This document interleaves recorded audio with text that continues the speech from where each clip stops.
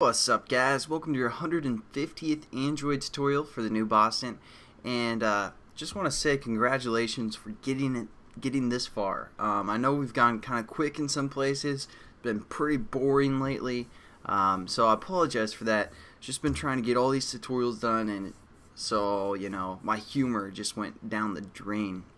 But let's just try and keep going here.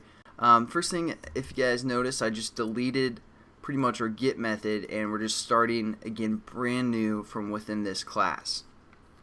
We're going to actually parse some data from Twitter using JSON, which is JavaScript object notation, and we're just going to read some information from basically the JSON URL, which I'll kind of explain what it looks like and all that stuff as we go. But first, we're going to create a new method within our class that returns a JSON object. So we're just going to say public JSON object. It's the type that it's going to return, and we're going to call this last tweet, something like that. And we're going to get passed in a string that is going to be the user name, something like that. And we also want to throw some exceptions, so we're going to say throws client protocol exception, input output exception, and a JSON exception or JSON exception. Alright, so now that we have this method set up, we've got to add all of our imports. Control-Shift-O again, and it adds our imports for us, and we need some kind of a return statement that's going to return a JSON object. We'll get to that in a second. The first thing that we want to do again is have an HTTP client that's going to basically be a default, so we're going to set that up above our class so we can refer to it everywhere else. So HTTP client, and we're going to say this client is again, just keep things kind of familiar there. Then our onCreate method, we might say client is equal to new default HTTP client, just standard default client.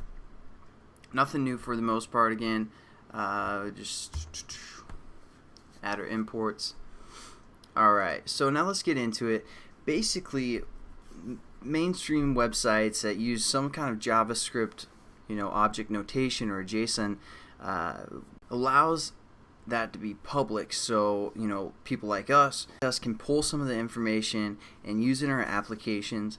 And Twitter has a JSON that we can actually pull some information from, and you can search the like Twitter JSON, and a lot of top few results will show you the actual website link that you guys can get some information from, and what type of JavaScript notation it is. For this one, what we're going to do is we're going to set up that URL above our class, because it's not going to change. So we're just going to say final static string, and we're just going to call this URL, something like that. And what we're going to do is we're going to refer to the JSON string called http://api.twitter.com/1/statuses/timeline.json. So that's the one that we're going to use. Again, you can just search in Google to find different types and see which, what it does. And for this one, it just kind of pulls up, I think, the last few tweets or something. And I'll get into what that website actually looks like, or what that URL string does, and all that good stuff as we go. But now what we want to do is we just want to build a string builder. So we're going to say string builder. We're going to call this one URL. And this one's lowercase URL, so it's different than our string. But we're going to set this equal to be a new string builder.